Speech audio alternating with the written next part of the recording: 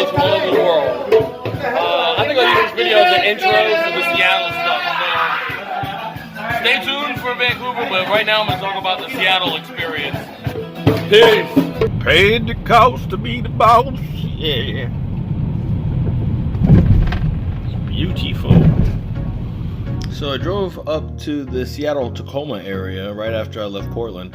Big shout out to the whole Boys and Chapin tribe. Debbie and Alan, I can't thank you guys enough for your hospitality. And you too, Honey. That's Honey the dog, so cute. I brought some beer and me and Alan drank our heads off, and the next morning I felt like those fish guts.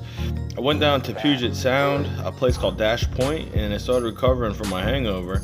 But then when I went to start the car, it wouldn't start, and it became quickly apparent that it was going to need to be towed off to a mechanic. I started to get bummed out as it cast a shadow over my whole trip. It was $1,200 worth of repairs. But when things start going wrong for me, I always try to remember this little story about Thomas Edison.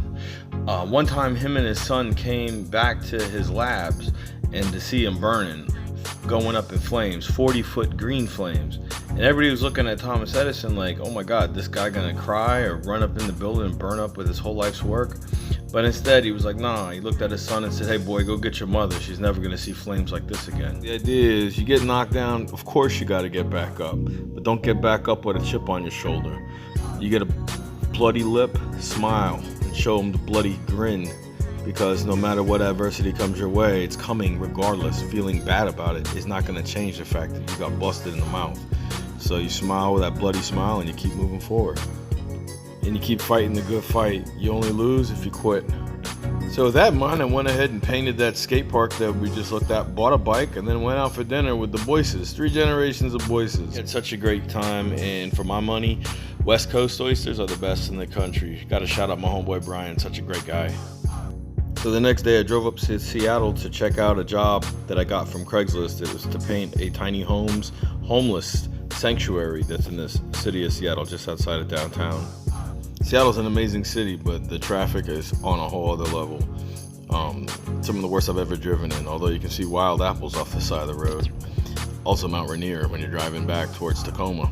The next day I ended up painting this piece for a really cool dude, Jamal. This is in his house. Me and him just kind of brainstormed on what he wanted and hooked this up for him. It was a lot of fun.